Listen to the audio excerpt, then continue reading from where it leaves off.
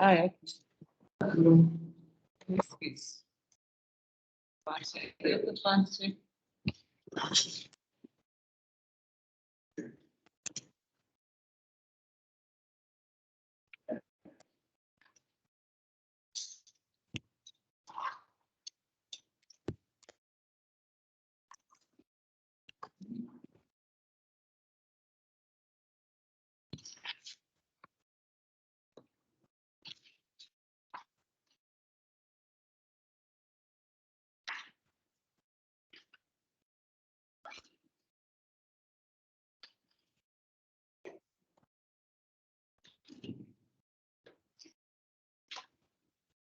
Gente, então vamos lá começar. Na aula de hoje, a gente já vai começar a estudar algumas estruturas do pescoço.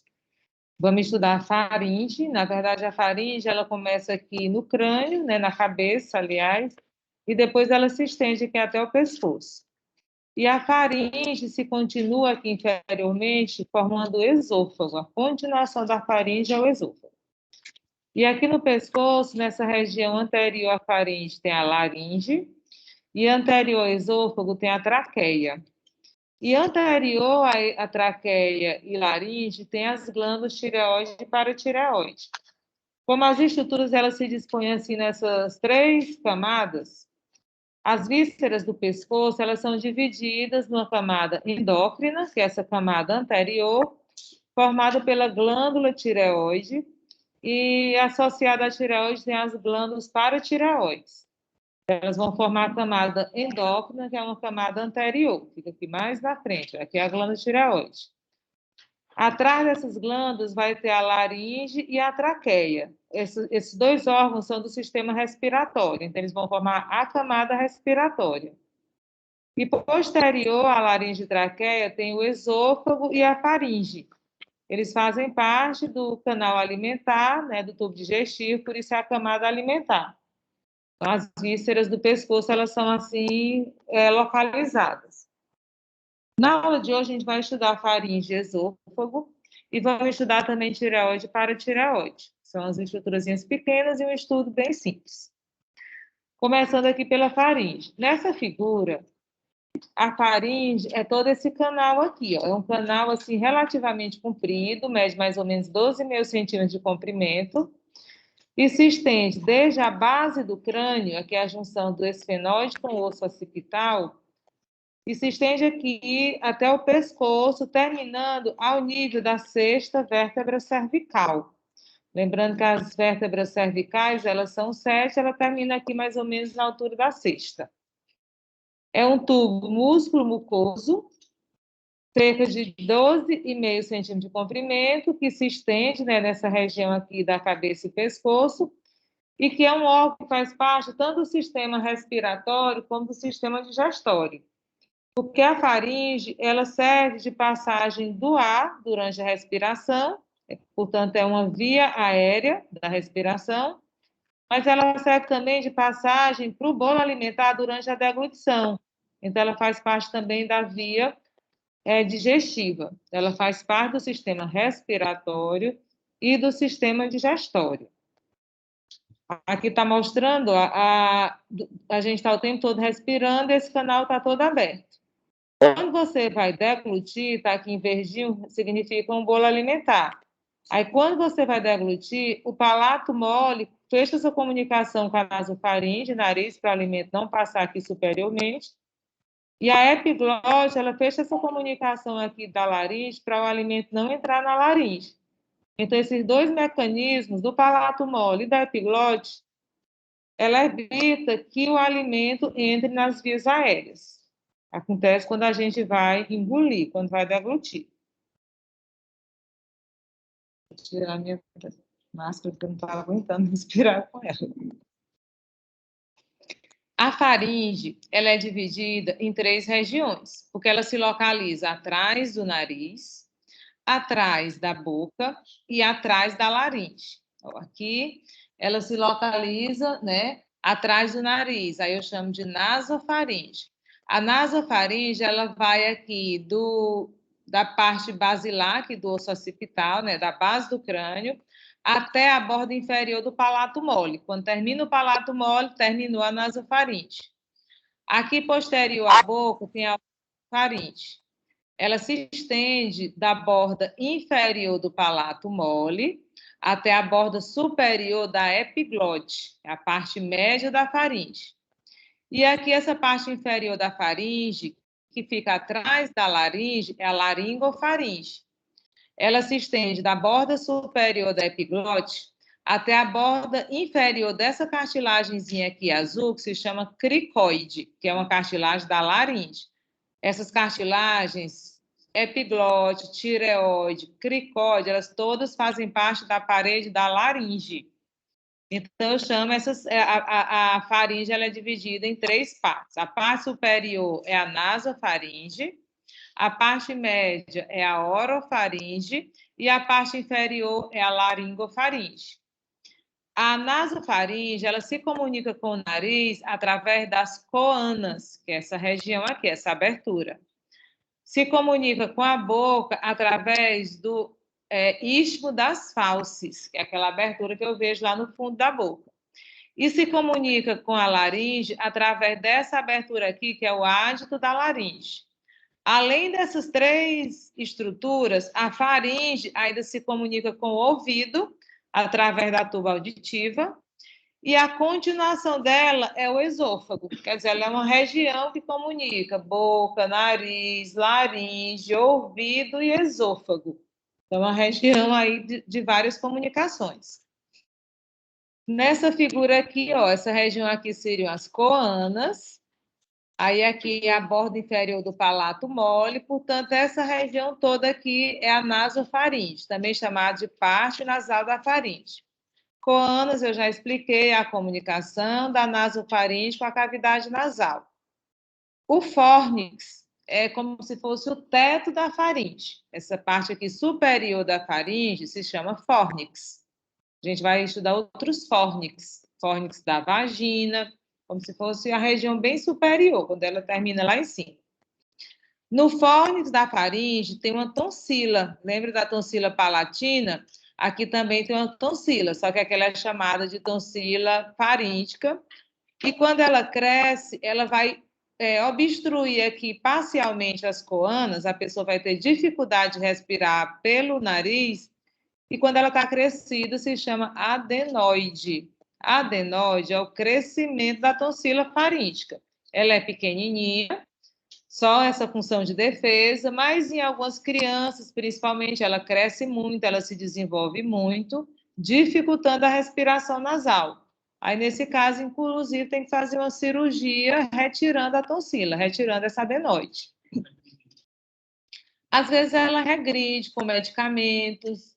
O tratamento cirúrgico seria, assim, o último caso, né? Tenta outro tratamento mais conservador, se não resolver, que faz a tonsilectomia, que é a cirurgia de retirada da tonsila. Tonsilectomia. O ósseo faríngico da tuba auditiva é esse orifíciozinho. A tuba auditiva, a gente já viu lá no ouvido, um tubo assim, cartilaginoso que comunica o ouvido médio, lá onde estão os ossífios da audição, com a nasofaringe. Aí a abertura, o buraquinho dele aqui na faringe se chama ósseo faríngico da tuba auditiva. A tuba auditiva, aqui medialmente, ela é formada de cartilagem assim rígida, e ela vai formar uma elevação aqui circundando o ósseo, e essa elevação se chama torus tubal.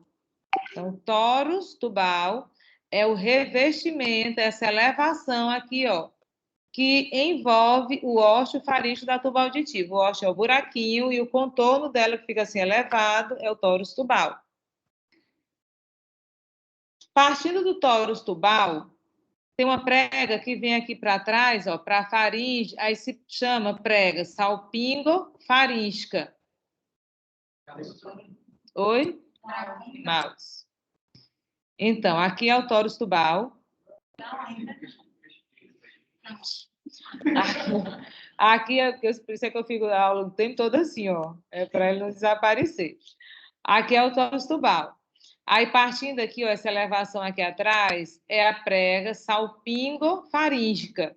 Lembrando que esse termozinho salpingo é relativo à tuba, tanto a tuba auditiva como a tuba uterina. As estruturas da tuba uterina, quando a gente for estudar a pelve, no final da disciplina, também é salpingo. Então, prega salpingo-faríngica, ela vai da tuba para a faringe, isso aqui. E a prega salpingo-palatina, essa menorzinha aqui na frente, ela vai da tuba para o palato.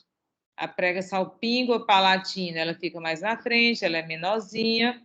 E a prega salpingo-faríngica, ela fica aqui posterior e ela é mais extensa, ela é maior. Hã? O tórus tubal, o tórus fica aqui em cima e as pregas descem assim do tórus, ele é um contorno em cima. Porque essa região aí, como eu falei, a tuba auditiva, ela é cartilaginosa. Aí é como se ela fizesse assim uma elevação na mucosa. Aí a elevação que ela faz na mucosa é o tórus. O recesso faríngeo, essa depressão que tem aqui próximo à tonsila. A tonsila é assim uma elevação, aí adjacente a ela fica assim um fundo. Aqui você fica até vendo assim mais escuro, porque isso aqui é uma depressão. Aí essa depressão, você vai ver também lá no laboratório, se chama recesso faríngeo. É uma depressão que tem aqui próximo do fórnix e também próximo da tonsila faríngica. E o istmo faríngeo, esse eu já falei na aula passada, é esse estreitamento aqui que comunica a nasofaringe com a orofaringe. A nasofaringe é assim mais dilatada, ó, ela vem aqui mais dilatada. Quando ela chega aqui, ela se estreita. Aí esse estreitamento, comunicando a nasofaringe com a orofaringe, se chama istmo faríngeo. E durante a deglutição, o palato mole, quando ele se contrai, a sua musculatura, fecha essa comunicação. O palato sobe, aí fecha o istmo faríngeo, para evitar que alimento penetre aqui na região nasal.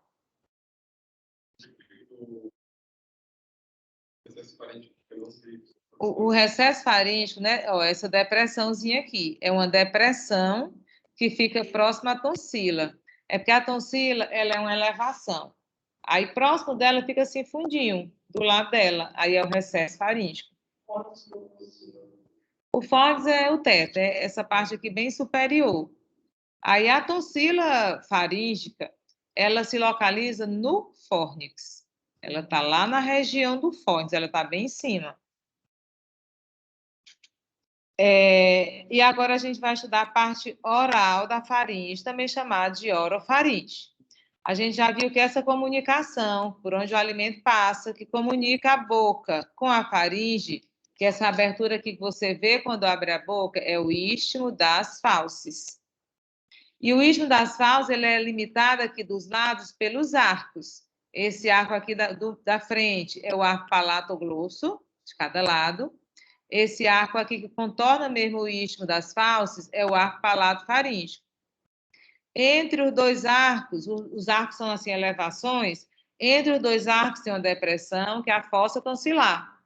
E a fossa tonsilar é ocupada pela tonsila palatina, que é a amígdala.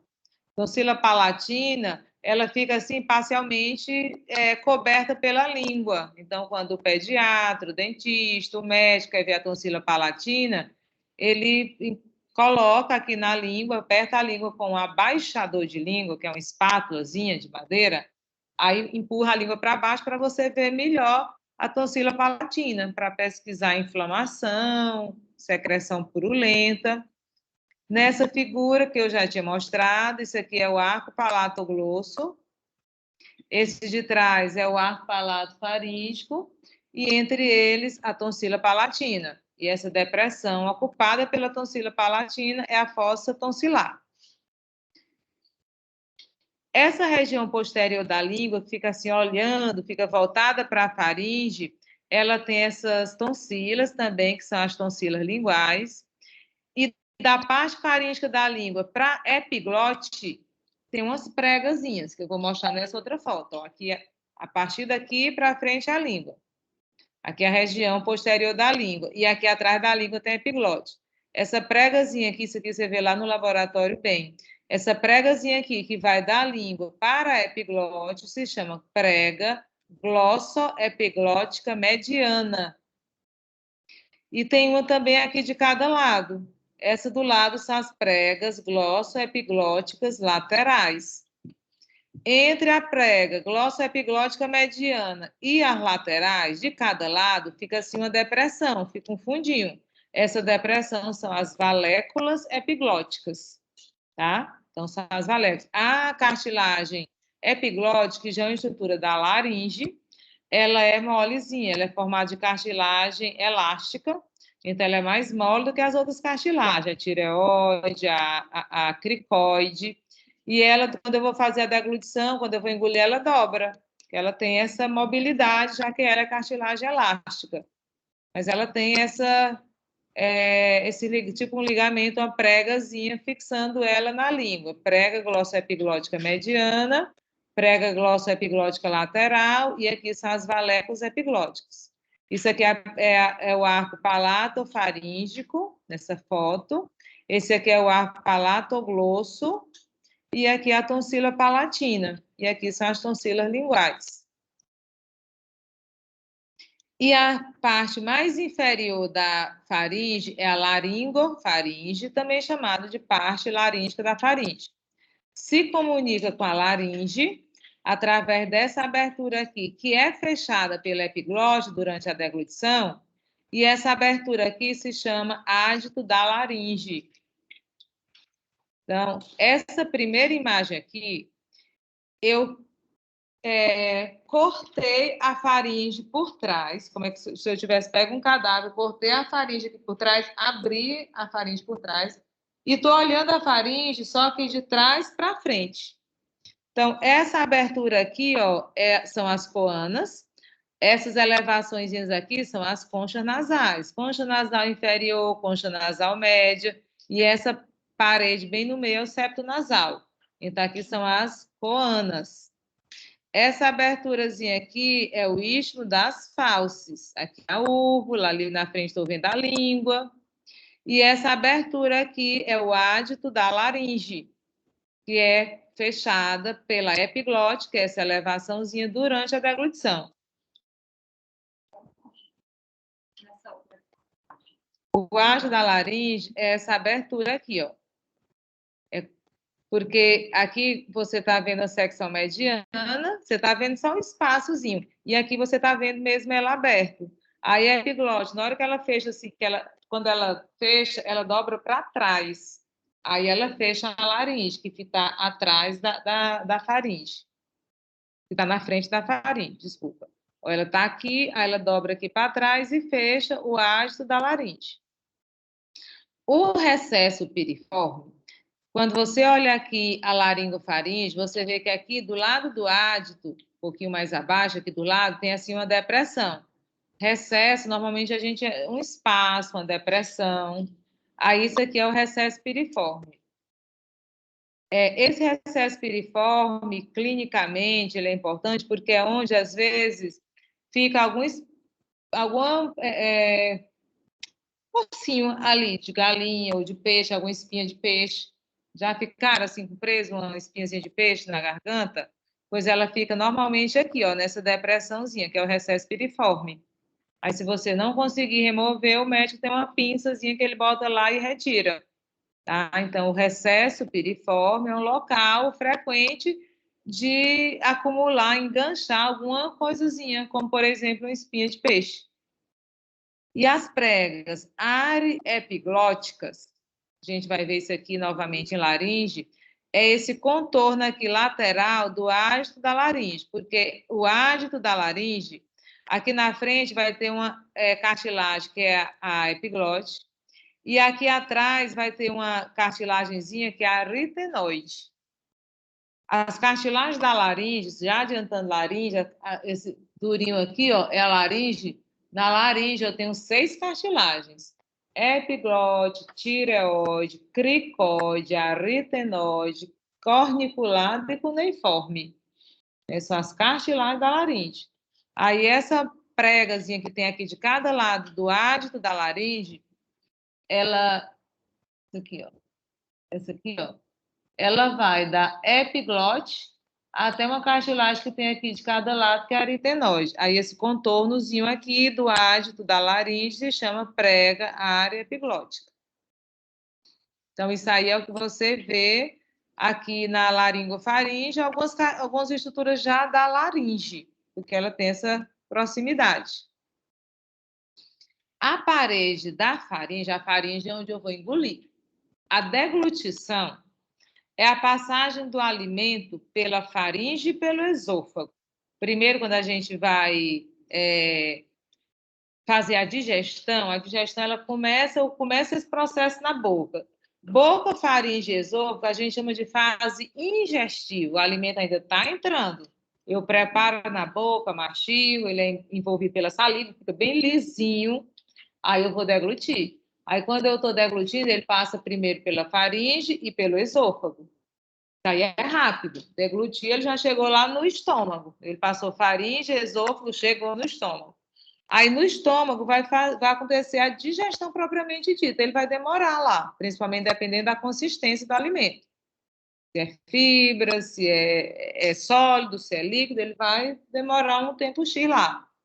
Então, essa fase que o alimento entrou até chegar no estômago, a gente chama fase ingestiva. Boca, faringe e esôfago.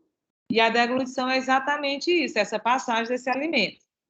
E para o alimento passar pela faringe e o esôfago, o que faz esse movimento não é a gravidade, não. Ele jamais ia passar pela gravidade, porque ele é estreitinho. É uma regiãozinha estreita que o bolo alimentar vai ter que passar. Então, vai ter que ter um músculo amassando e aquele alimento, já vira enchendo linguiça? Sim, o pessoal do interior, você vai amassando, amassando e aquela carnezinha descendo. Pois ali, para a gente deglutir, é mais ou menos aquilo ali. É esse movimento. Então, tanto faringe como esôfago tem essa musculatura para realizar essa motilidade. E a faringe, aqui está a faringe mostrando a musculatura, ó, isso aqui é a tuba auditiva, ó.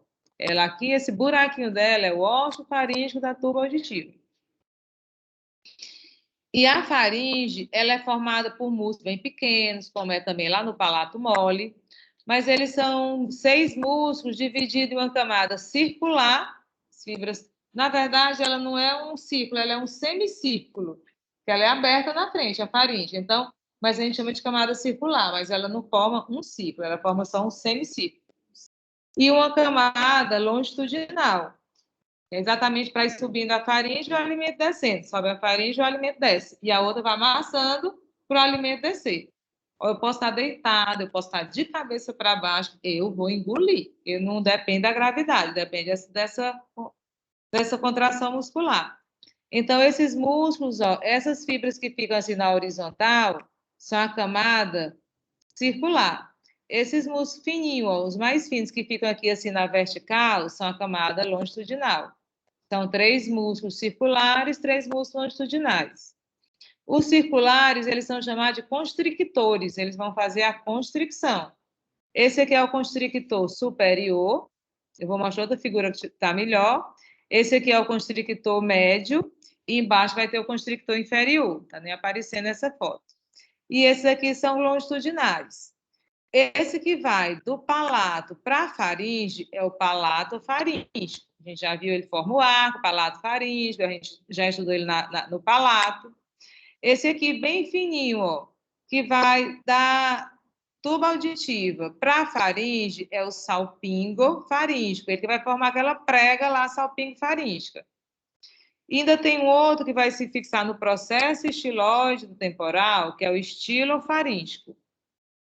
Vou mostrar outras fotos aqui melhores. Porque aqui você vê assim a faringe aberta, né, seccionada aqui num plano mediano, e aqui você vê a faringe fechada, assim, ela está cortada. Esse aqui é o constrictor superior, esse aqui é o constrictor médio, e esse aqui é o constrictor inferior. Então, eles vão amassando, né, comprimindo, fazendo essa constricção da faringe para fazer a progressão do bolo alimentar. O constrictor superior, não sei se você aprender isso aqui ao pé da letra, não, mas o constrictor superior, ele está lá em cima. O que está lá em cima? Crânio. Ele vai do processo pterigóide, do esfenóide, da mandíbula, ele se fixa aqui, ó. Processo pterigóide do esfenóide, mandíbula, e uma membranazinha que vai de uma para outra, que a gente chama de ráfide ptérigo-mandibular, que é como se fosse essa linhazinha aqui, ó. Essa ráfide ptérigo-mandibular, que ele vai do processo pterigóide para a mandíbula, ela está aqui, dela para frente é o músculo bucinador e dela para trás é o músculo constrictor superior da faringe. Esse aqui, ó, que já vai ser bochecha, já é o bucinador.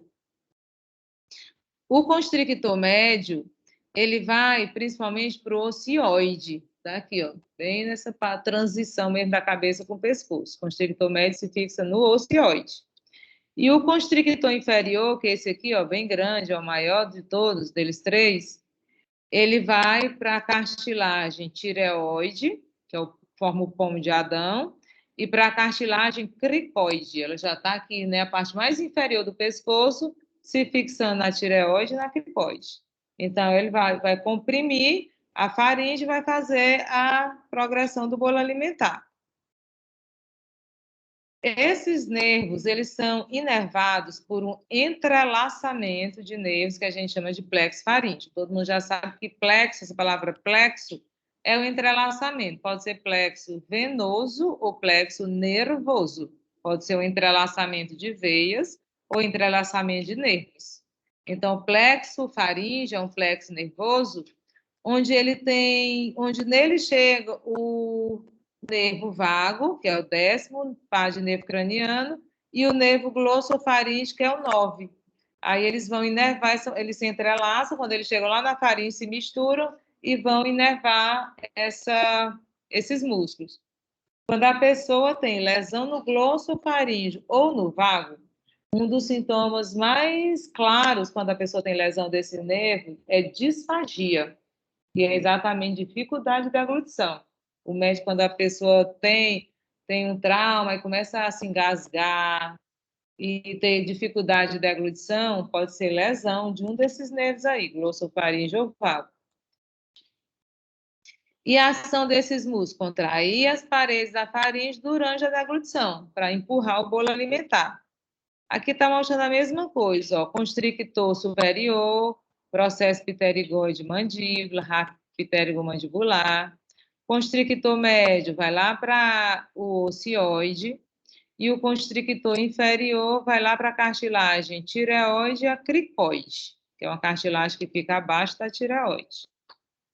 Aqui é a mesma coisa. Então, esses são os músculos circulares. Aí tem os músculos longitudinais, eles são menores, eles são mais fininhos. Eu já tinha mostrado o palato faríngico, que vai formar o arco palato faríngico, o salpingo faríngeo, que vai formar a prega salpingo faríngica, e assim, mais aqui por fora, tem o estilo faríngico, que ele vai do processo estiloide para a faringe. Eu mostrei na aula passada que do processo estiloide vai um para a língua, um para o ocioide e um para a faringe. Aí se chama estilo, glosso, estilo ioide, estilo faríngeo. Eles se fixam tudo no processo estiloide, que é essa pontinha aqui do osso temporal. Esses músculos, eles também são inervados pelo nervo vago e o nervo glossofaríngeo. O Muri, segundo o Muri, o vago inerva o palato, o glosso, o palato faríngeo e o salpingo faríngeo. E o glossofaríngeo, o estilofaríngeo. Mas isso aqui não é aceito entre todos os autores. O que os autores dizem, eles se entrelaçam e inervam os 6, os circulares e os longitudinais. Agora, o Muri ele faz essa distinção. Por exemplo, de neuro, ele não faz assim, essa distinção. Aí o Muri ele separa, mas não é assim o que tem na maioria dos livros. Eu botei aqui porque é o Muri, mas normalmente o plexo inerva os 6. E qual é a ação desses músculos longitudinais? Eles vão elevar a faringe e a laringe durante a deglutição e a fala. A faringe e a laringe, eles se movimentam um pouco aqui no pescoço, quando eu estou falando e quando eu estou deglutindo. E até também na respiração, com a respiração assim mais intensa. Então, quando eu vou fazer deglutição e fala, esses músculos ficam puxando para cima, né, levando a faringe e a laringe. Eles são longitudinais e os constrictores são circulares, como se fossem semicírculos. O plexo faríngeo ele é formado por entrelaçamento de ramos do vago e do glosso faríngeo e nervo 6. Aí o Múria que faz essa distinçãozinha. Esses músculos que são usados na inspiração forçada, serve para levantar a barriga? Não, depende, porque a inspiração forçada, ele já vem músculo do tórax, do abdômen, tá? Eles não, porque eles vão mais para as costelas mesmo. Eles vão para a costela. O esternocleidomastoide, os escalenos, eles não vão para aqui, eles vão para as costelas. Aí falar sobre a irrigação da faringe. A faringe, ela tem uma artéria que se origina na carótida externa, que é a artéria faríngica ascendente. Nos livros, ela é bem difícil de ser identificada, porque a artéria carótida externa, ela dá 3 ramos para frente, aqueles 3 que a gente já falou várias vezes, facial, lingual, tireoide superior. Ela dá 2 ramos lá para trás, que são auricular posterior e occipital, e ela dá uma artéria que entra, que é medial. Então, elas nos livros, assim, dificilmente dá para você ver ela bem. Mas ela sai aqui da carótida externa e ela vai irrigar aqui a faringe. Aí ela se chama faríngica ascendente. A artéria tireoide superior, que ela vai descer para irrigar a tireoide, a figura elas ficaram muito pequena. Mas essa aqui é a artéria tireoide superior, ela vai descer para irrigar a glândula tireoide. Aí ela também vai contribuir, vai passar próximo da faringe e vai contribuir com a irrigação da faringe. E aqui a tonsila palatina, que ela foi removida dessa figura, ela é irrigada pela artéria tonsilar. A artéria tonsilar, que é essa artéria que está aparecendo aqui, ó. Tá bom para vocês, a figura está pequena, essa artéria tonsilar. A artéria tonsilar, ela é ramo da artéria facial. E a artéria tonsilar, ela é uma artéria importante, principalmente em caso de retirada das amígdalas. Porque quando você vai fazer a cirurgia de amidalectomia, retirada cirúrgica da amígdala, essa artériazinha tonsilar, ela tem que ser fechada pelo médico. Às vezes cauterizada, geralmente ele cauteriza, ele queima, ele cauteriza, ela não sangra mais. Porque se ela ficar aberta ou parcialmente aberta, vai sangrar muito depois da cirurgia. Então, ela, assim, durante a cirurgia de amidalectomia, o cuidado que o médico deve ter é não deixar ela sangrando, ela aberta, ela tem que ser cauterizada, para não dar hemorragia. E ela é ramo da artéria facial. A faríngica ascendente, a tireoide superior, são ramo da carótida externa. E a tonsilar é ramo da artéria facial, mas a facial também é da carótida externa. As veias da faringe, elas se entrelaçam bastante, ó, se misturam aqui, e elas vão formar o plexo venoso faríngeo. Tem o plexo nervoso faríngeo e o plexo venoso faríngeo. Aí essas artérias, elas vão ser tributárias da veia jugular interna, que passa aqui, ó, próximo da faringe. Aqui é a faringe numa vista posterior. Aqui é o constrictor superior, constrictor médio, constrictor inferior. Eu estou vendo a faringe por trás. E aí a jugular interna passa próximo da faringe de cada lado. Aqui ela foi cortada, mas ela passa aqui também. E as veias desse plexo venoso faríngeo, elas vão desembocar nessa veia aqui, veia jugular interna. E essa veia jugular interna, ela é acompanhada por linfonodos, essas bolinhas amarelas aqui são linfonodos júgulo-digástricos, que ele acompanha também o digástrico lá em cima. Aí a linfa daqui vai drenar para esses linfonodos, júgulo de gasto, e depois vão para os linfonodos cervicais, ficam aqui profundamente no pescoço. Essa é a drenagem linfática. E quando a faringe, ó, isso aqui é a faringe, né? Aqui é o constrictor inferior da faringe. Quando a faringe termina aqui, vai continuar o esôfago. O esôfago é a continuação da faringe. Eles são contínuos. O que é que marca a divisão deles? É na hora que passa pela cartilagem cricoide. Aqui é a tireoide, e logo abaixo da tireoide tem a cricoide. tireoide e aqui a cricoide. Terminou a cricoide, a cricoide, esse primeiro anelzinho aqui, ó. Terminou a cricoide, aí aqui na frente, abaixo, digamos que a cricoide esteja aqui. Terminou a cricoide. No nível da cricoide, abaixo da laringe é a traqueia e abaixo da faringe é o esôfago. Esse nível aí terminou a faringe e a laringe. Começou a traqueia e o esôfago. O esôfago é a continuação da faringe e a traqueia é a continuação da laringe. Bem, não confundir laringe e faringe, são duas coisas completamente, só muda uma letra, né? LS, mas são duas coisas completamente diferentes. Laringe, ó, laringe. Faringe está lá atrás. Atrás do nariz, atrás da boca, atrás da laringe. E a continuação da faringe é o esôfago e da laringe é a traqueia. Na aula próxima aula que a gente vai estudar laringe e traqueia. Hoje eu vou estudar faringe e esôfago e vamos ver também rapidamente tireoide para tireoide. Hã? Na prova que eu vou ter, então, pelo amor de Deus. 14 ou 15. Primeira questão, ouvido. Primeira questão, ouvido. Segunda questão, anexo do olho. Terceira questão, olho, bulbo ocular. E assim vai. Eu acho que tem umas 4 subjetivas e 10 objetivas. 4 subjetivas e 10 objetivas. Bem, mas vamos voltar aqui. Então, terminou a faringe, começou o esôfago. O esôfago é um canal comprido, engolir, aí o alimento vai passar aqui até chegar lá no abdômen, no estômago.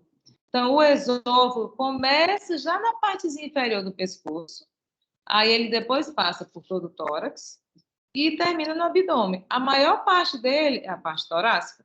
A parte cervical e a parte abdominal são pequenininhas. Por isso ele é assim dividido: esôfago cervical, esôfago torácico e esôfago abdominal. A gente hoje só vai estudar essa partezinha pequena dele aqui, no pescoço, esôfago cervical. O esôfago é um tubo fibromuscular. Ele começa lá no final da faringe e termina no estômago. Então, ele une a faringe ao estômago, fazendo a condução do bolo alimentar. Tá? Aqui o esôfago, é esse canalzinho aqui. Passa atrás do coração, o esôfago, ele está inicialmente posterior à traqueia, depois ele fica posterior aos brônquios, depois posterior ao coração, aí ele perfura o diafragma, tem um furinho no diafragma que se chama hiato esofágico, aí ele entra no abdômen, aí aqui está a parte abdominal. Aí a parte abdominal vai se comunicar, vai se abrir aqui no estômago. O estômago como se fosse uma bolsa, um saco que tem no tubo digestivo. E mede 25 a 30 centímetros de comprimento, dependendo da estatura da pessoa. Por exemplo, o meu aqui, o meu é grande. Então, ele tem um canalzão grande aqui. 25 a 30 centímetros de comprimento.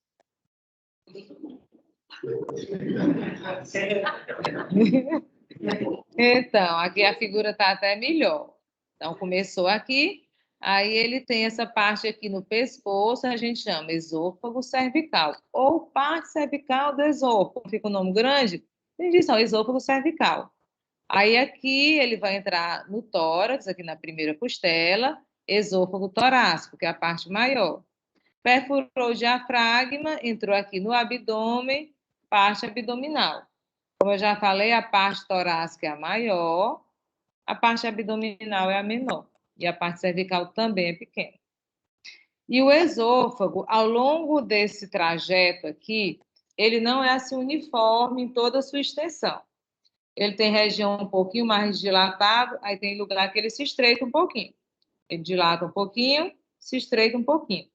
Essas regiões onde ele fica um pouco estreito são chamadas de constricções. Então, constricções são estreitamentos que tem no esôfago. E ele vai se estreitar quando ele cruza 4 estruturas. Quando ele começa aqui ao nível da cartilagem cricoide, ele é fininho. Você já comeu assim uma coisa bem grande, doeu aqui assim, aí, né, entrou assim, entalando, aí desce. Essa região aqui é uma região mais estreita do tubo digestivo. Tudo que passou aqui, qualquer lugar agora, até no canal anal vai passar muito fácil. Às vezes a pessoa engole, né, uma moeda, sei lá, um anel, um espinho de peixe. Ah, passou aqui, fique tranquila. Tranquilo, tranquilo, tranquilo, que aí ele só vai ter dificuldade de passar aqui na constricção cricoide. Passou aí. Então, constricção cricoide é aqui, é logo que ele inicia, lá onde tem a cartilagem cricoide, ele fica estreito. Eu até, assim, botei de negrito, porque é a única constricção na região cervical. A constricção aórtica, que é quando ele cruza a aorta. A constricção brônquica, quando ele cruza o brônquio. E a constricção diafragmática, quando ele cruza o diafragma, já não são mais na região cervical. Já são aqui na porção torácica. Tá? Então, a única constricção que tem, e a mais estreita de todas, é a constricção cricoide. E o esôfago, ele tem relações importantes com outros órgãos. Essas relações, elas são importantes, inclusive cirurgicamente, principalmente a relação que ele tem com esse nervozinho aqui. Mas a relação anterior, vamos ver cada relação primeiro. A relação anterior do esôfago, o que está na frente do esôfago? É a traqueia. O esôfago, ele fica coladinho na traqueia. A traqueia aqui na frente, descendo, e o esôfago coladinho dela aqui atrás. Inclusive, a gente vai ver em outra aula que essa parede posterior da traqueia, a traqueia é toda de cartilagem. Mas a parede posterior da traqueia não tem cartilagem, que é exatamente onde o esôfago vai se ajustar. E quando eu vou deglutir, o esôfago pode até empurrar um pouquinho essa parede aí da traqueia, se eu estou engolindo uma coisa muito grande. Porque o esôfago, quando eu não estou deglutindo, ele está fechadinho. Está fechado. Aí o alimento vai passar, né? O alimento vai passar, aí ele abre, o alimento passa, depois ele fecha de novo. E essa proximidade com a traqueia, que é dura, cartilaginosa, aí essa parede posterior da traqueia não tem cartilagem, que é para facilitar essa deglutição. O que tem atrás do esôfago? Coluna vertebral. O esôfago, assim, atrás, né? Aqui no tórax, ele já passa aqui próximo da coluna vertebral, lá atrás. Ele passa o esôfago, esse canalzinho vermelho aqui, quando desaparecer aí a seta, me avisa. O esôfago, ele fica posterior à traqueia e anterior à coluna vertebral. Tem um nervo, deixa eu ver se tem outra figura, não. Tem um nervo que a gente vai falar muito nele, que é o nervo laríngico recorrente, que ele passa numa depressão, num sulco que fica entre a traqueia e o esôfago. É o sulco tráqueo-esofágico. Essa depressãozinha, exatamente o limite aqui, ó, entre traqueia e esôfago, é o sulco tráqueo-esofágico. Aí o nervo laríngico recorrente, ele passa exatamente aí. Esse nervo laríngico recorrente é o principal nervo que vai para a laringe, o nome já está dizendo, para as cordas vocais. Se tiver uma lesão dele, a pessoa fica com disfonia, se for só de um lado. Se for dos dois lados, pode ficar até com afonia, sem voz. Então, ele é importante porque ele é o principal músculo da laringe. A laringe tem um monte de músculo para a gente falar. Nervo laríngico recorrente. Porque assim, ele é pá, o direito e o esquerdo. Ele é ramo do vago, esse aqui é o nervo vago. Na próxima aula de laringe, eu vou falar muito sobre esse nervo. Ele é ramo do vago. Aí o vago dá o nervo laríngico recorrente e nervo laringe. É o principal nervo da laringe. A laringe tem vários músculos, ele só não inerva um músculo da laringe. A laringe tem uns 10 músculos. Ele inerva todos os outros, menos o cricotireoide, mas vamos chegar lá na próxima aula. Próximo do esôfago, ó, o esôfago está aqui, a traqueia foi cortada para eu ver o esôfago lá atrás, tem também a artéria carótida comum de cada lado. Está o esôfago no meio, com a traqueia, e a artéria carótida comum, ela passa aqui do ladinho. A glândula tireoide, não está nessa figura, mas vai estar aqui na frente também, e o ducto torácico esquerdo. Ducto torácico, nessa figura aqui, é esse ductozinho verde aqui, esse canalzinho verde. Vamos falar sobre ele também mais em tórax, porque ele passa aqui no tórax, e depois ele vai terminar nessa junção da veia subclávia com a veia jugular interna. Então, assim, essa proximidade do esôfago com o nervo laríngeo recorrente e com o ducto torácico, então, são duas coisas fininhas de difícil identificação no cadáver, na hora de uma cirurgia. Ela tem essa importância porque quando o médico vai fazer uma cirurgia no esôfago, câncer de esôfago, por exemplo, ele tem que ter o cuidado com essas duas estruturas para não lesionar nenhuma delas duas. O esôfago é um tubo cuja parede é revestida externamente por uma camada fibrosa, que a gente chama de túnica adventícia. A túnica média é muscular, tem um músculo assim longitudinal por fora, né, que vem retinho aqui, ó, longitudinal externo. E por dentro, internamente, tem um músculo circular, que é esse aqui, ó. Esses músculos é que vão fazer aquele movimentozinho para fazer a condução do bolo alimentar. Então, fibra muscular na túnica média, só que externamente as fibras são longitudinais e internamente as fibras são circulares. O esôfago ele é muito comprido. Na região cervical é músculo estriado esquelético. E na região torácica abdominal, torácica baixa e abdominal é músculo liso, porque o início da deglutição é voluntária. Eu faço aqui voluntariamente. Aí, quando chega aqui, já é involuntário. Então, região cervical é músculo estriado esquelético, região torácica abdominal é músculo liso. Aí, internamente, vai ter a mucosa, né, aquele revestimento interno, e na submucosa tem glândulas esofágicas, que são glândulas que vão produzir muco para o esôfago ficar sempre molhado, sempre lubrificado, até para a parede, como ele está fechadinho, para a parede não colar. Então, ele está sempre molhadinho por esse muco produzido por essas glândulas esofágicas. O esôfago cervical, no pescoço, que o esôfago, como ele é compridão, 30 centímetros, ele tem um monte de artéria, quando ele vai descendo até chegar no abdômen. O esôfago cervical, ele é irrigado pela artéria tireoide inferior. Essa artéria tireoide inferior, que é essa aqui que eu estou mostrando, ela é ramo dessa artéria aqui, que é o tronco tireocervical. O tronco tireocervical, por sua vez, é ramo da subclávia. Ó. A subclávia, que é essa aqui, origina o tronco tireocervical. Aí o tronco tireocervical da artéria tireoide inferior que irriga o esôfago, no pescoço. Aí a veia de mesmo nome, veia tireoide inferior, isso aqui. Só que a veia, o tronco é só arterial. A veia tireoide inferior, ela já vai drenar para a veia braquiocefálica, direita e esquerda. Tá? Esse troncozinho, tronco, quando a gente fala essa palavra tronco, só tem artéria, não existe veia com esse nome. Então, a veia tireoide inferior, ela já drena para a veia braquiocefálica.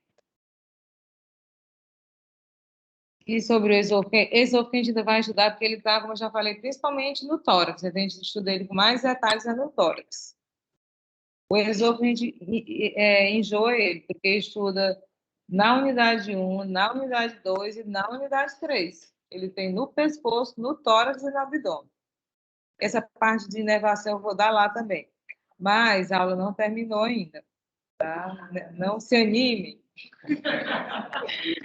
Porque eu ainda vou, só para complementar aqui, falar um pouquinho sobre a tireoide.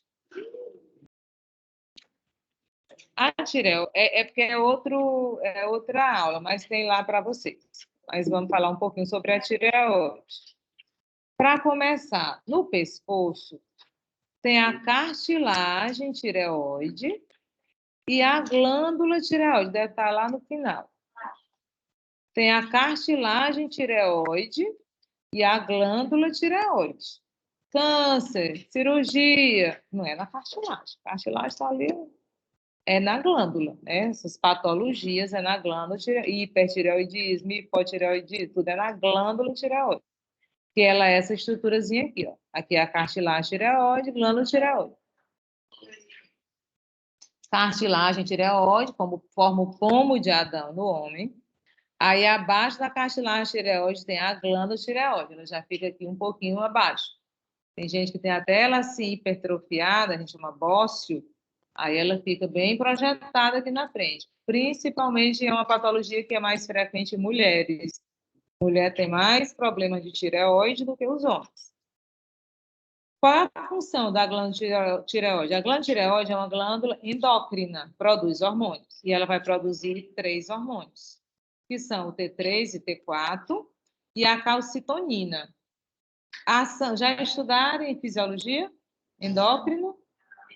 Então, vocês vão estudar essas funções na fisiologia. Não vou nem falar muito, mas o T3 e o T4, eles vão estimular o metabolismo, eles vão a atividade das células. Então, ele vai controlar, estimulando a taxa, o metabolismo.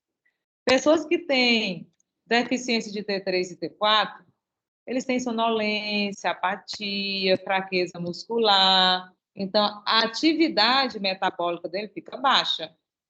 A temperatura diminui, a pessoa engorda, a pessoa dorme demais, o pensamento fica meio atrasado. E, ao contrário, o hipertireoidismo, a pessoa fica elétrica, a pessoa fica quente o tempo todo, a pessoa fica com insônia, não consegue dormir, a pessoa tem que fazer alguma atividade. Então, eles são o hipotireoidismo, baixa o metabolismo. O hipertireoidismo, ele aumenta. Esse hormônio tem que estar em equilíbrio, ele não pode aumentar e nem diminuir, porque senão ele vai trazer essas disfunções ao organismo. Se essa produção elevada ou baixa de hormônio acontecer na criança, ainda é pior, porque ela pode ter até uma pessoa pode não se desenvolver na parte motora e nem na parte mental. Ela pode ficar com a debilidade mental se ela tiver uma baixa produção dos hormônios da tireoide na infância. E a calcitonina é um outro hormônio. Quando a pessoa faz cirurgia de glândula tireoide, ela tem que usar os hormônios da tireoide a vida inteira. Se retira a tireoide, usa o remédio e o hormônio a vida toda. Porque a gente precisa desses hormônios para o corpo funcionar normalmente, para controlar o metabolismo celular. E a calcitonina, ele já vai controlar o metabolismo do cálcio. Ele aumenta o teor de cálcio nos ossos. Ele que controla lá a calcificação dos ossos. Calcitonina aumenta o teor de cálcio nos ossos. Então, esses hormônios são extremamente importantes para o organismo. São os hormônios da tireoide. A tireoide, ela se localiza aqui na região anterior do pescoço, ela é bem superficial, um pouquinho abaixo aqui da cartilagem tireoide, aqui na transição da laringe com a traqueia. Ela fica exatamente nessa transição, anterior à traqueia e laringe, ao nível de C5 e T1, ou seja, na transição do pescoço com o tórax. Ela tem algumas relações importantes, porque é que fica aqui acima da glândula tireoide? A cartilagem tireoide. O que é que fica abaixo dessa glândula? A traqueia. Lateralmente fica as artérias carótidas comuns, né? E também fica os nervos laríngeos. Tanto aqui do lado da glândula fica o nervo laríngeo recorrente, que é aquele que fica próximo do esôfago, e aqui o nervo laríngeo superior. O recorrente a gente chama também de inferior. Esses dois nervos aqui, um vem de cima e um vem de baixo. Nervo laríngeo superior, nervo laríngeo inferior. Eles vão chegar na laringe, passando aqui bem próximo à glândula tireoide. Cirurgia da tireoide também, cuidado com esses dois nervos aí, porque são os nervos da laringe, importante na fonação. Eles vão inervar as cordas vocais e os músculos que controlam as cordas vocais. A tireoide, ela é dividida ela é formada por duas elevações aqui do lado, que a gente chama de lobos. Aqui, ó, é o lobo lateral direito e o lobo esquerdo. Ela é mais dilatada assim do lado. E essa região aqui estreita no meio se chama istmo. É o istmo da glândula tireoide. Ela é formada pelo lobo direito, pelo lobo esquerdo, unida aqui pelo istmo da tireoide.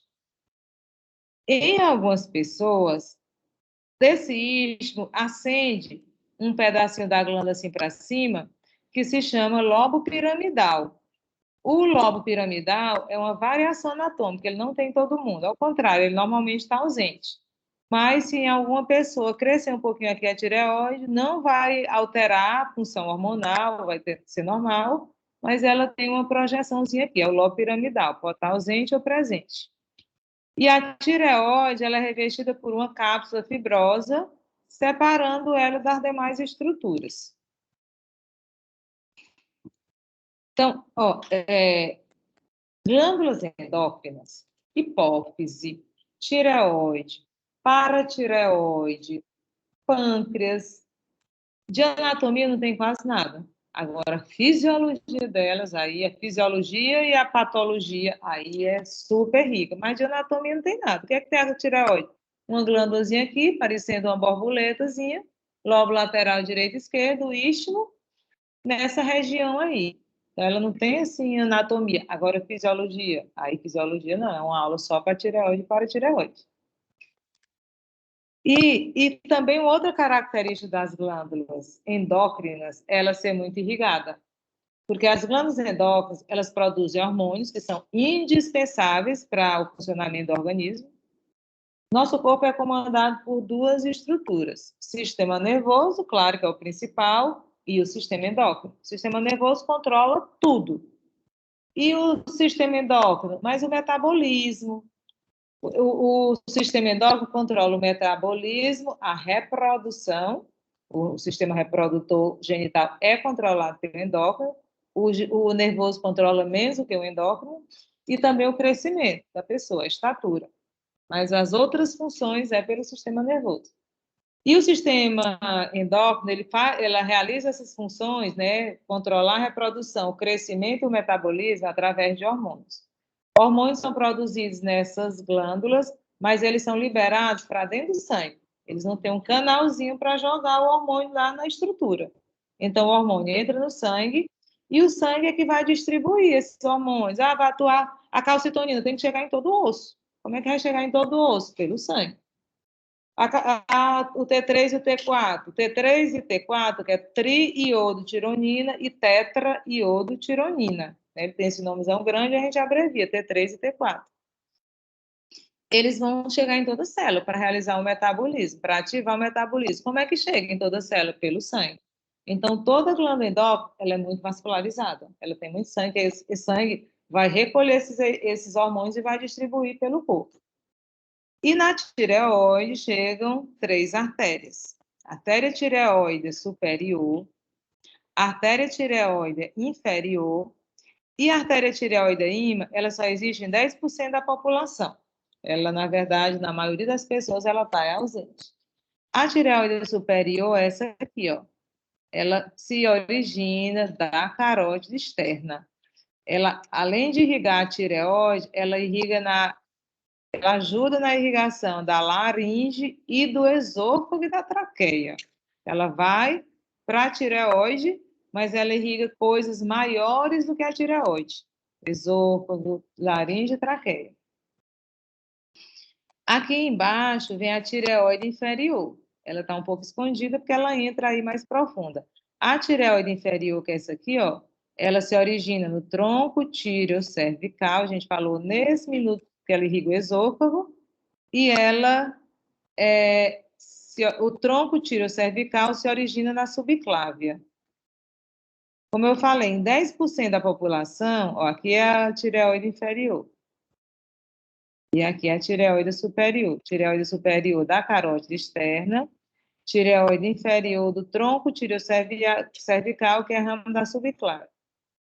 Esse aqui é o nervo laríngico recorrente. Vamos falar muito nele na outra aula.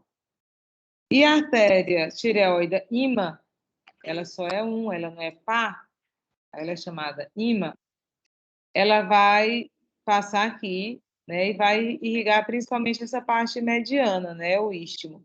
Mas ela só está presente em 10% da população. Mas ela, apesar dela estar ausente da maioria das pessoas, ela é importante porque ela pode ser uma fonte potencial de sangramento, por exemplo, em traqueostomia. A pessoa vai botar um tubo, vai fazer uma traqueostomia, Aí o médico diz, ah, não, ela não está presente em quase ninguém. Aí corta aí e às vezes ela está presente. Ela pode dar um sangramento intenso nesse procedimento. E quando presente, ela se origina no tronco braquiocefálico. É isso aqui, ó. Tronco braquiocefálico, artéria carótida comum, direita e artéria subclave direita. O tronco braquiocefálico só tem do lado direito, porque do lado esquerdo essas duas artérias aqui elas já saem separadas. É, durante a cirurgia. Quando vai fazer a cirurgia, ter cuidado, porque ela pode estar presente. Hã? É, mas quando ele vai fazer a traqueostomia, o médico faz primeiro a incisão e ele vai separando os tecidos, né? Ele não vai cortar até lá no fundo, não. Ele primeiro secciona só a pele, faz uma incisão na pele, aí ele vai pesquisando o que é que tem ali. E as veias, elas são chamadas de veia tireoide superior, veia tireoide média, aqui a gente chama média, e veia tireoide inferior. Porque a veia tireoide inferior, essa que vem de baixo, que na artéria a gente chama ímã, ela sempre está presente, todo mundo. A veia tireoide superior e a veia tireoide inferior, elas vão desembocar na veia jugular interna. A superior e a média. Não sei se eu falei errado. Então, a veia tireoide superior e a veia tireoide média, elas são tributárias da veia jugular interna. E a veia tireoide inferior, ela é tributária da veia braquicefálica. Então, é assim que acontece a irrigação da tireoide. As artérias e veias da laringe, elas se originam nessas artérias e veias da tireoide. A drenagem linfática, esses linfonodos, os que estão na frente da laringe, eu chamo pré-laringe.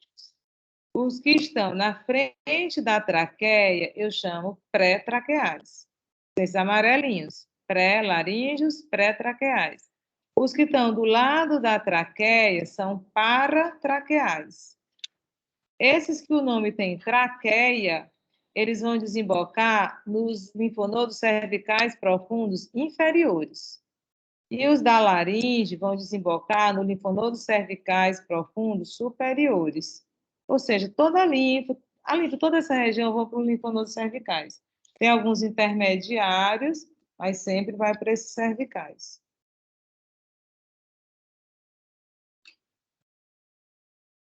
As glândulas paratireoides, aqui é como se você estivesse vendo a tireoide olhando por trás. Porque as glândulas paratireoide, elas ficam aqui por trás da tireoide. Aqui é o lobo lateral, direito, esquerdo, isso aqui é o istmo. Aqui no meio ia estar a traqueia e laringe. E aqui atrás dela estão as paratireoides. As paratireoides, normalmente, elas são em número de 4. São 2 superiores, 2 inferiores, direitas e esquerdas.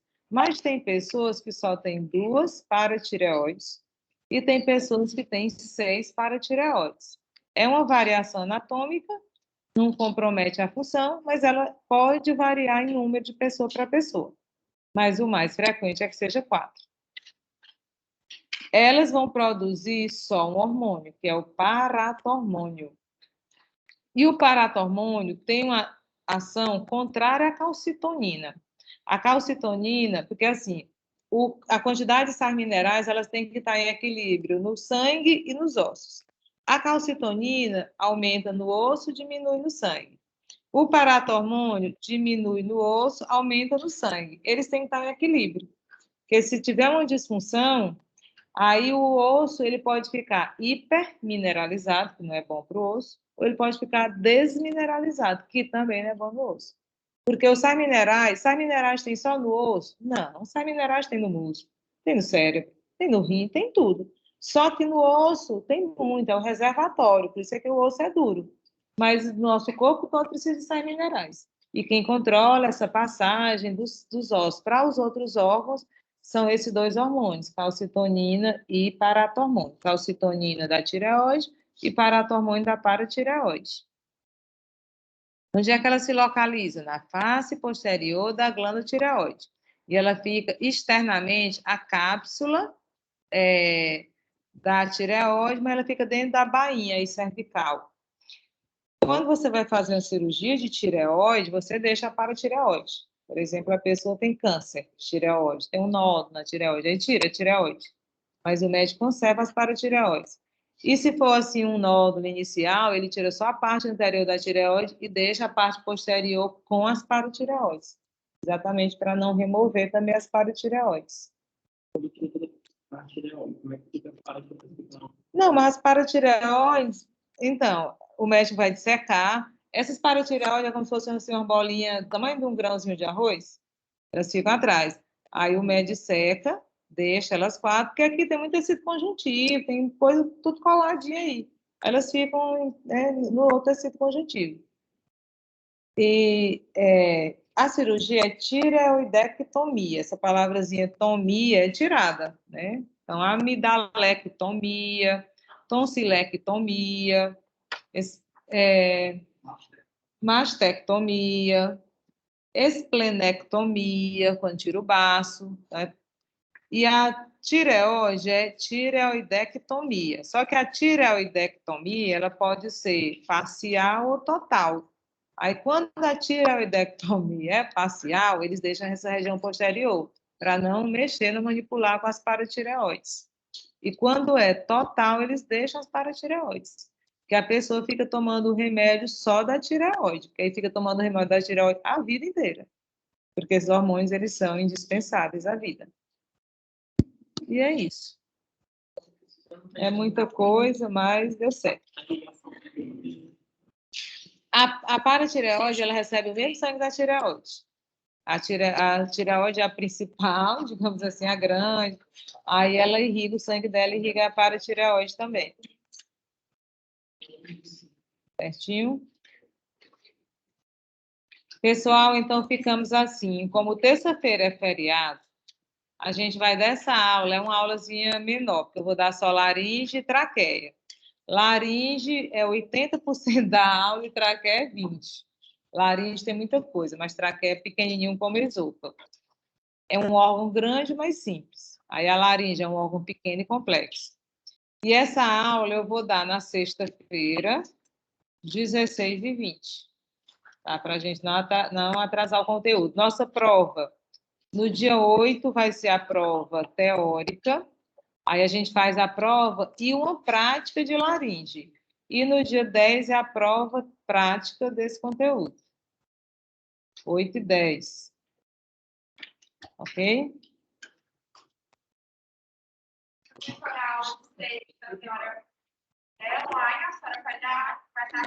A aula de sexta-feira, eu vou estar aqui, porque eu vou estar no bloco 1 até 4h20. Então, eu vou dar aqui. Se vocês preferirem ficar em casa, tudo bem, eu dou lá do laboratório. Só eu mesmo e o laboratório. Se vocês quiserem vir uma parte, eu venho para aqui, para a sala de aula. Mas eu já vou estar aqui. Que era o horário que ia ser a nossa aula, né? Anteriormente. Então, é o horário que eu tenho livre. E a chamada, já fiz lá no laboratório, vai ser aquela mesmo.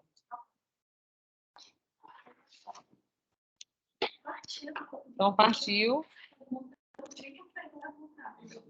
Ficou todo mundo assim, né?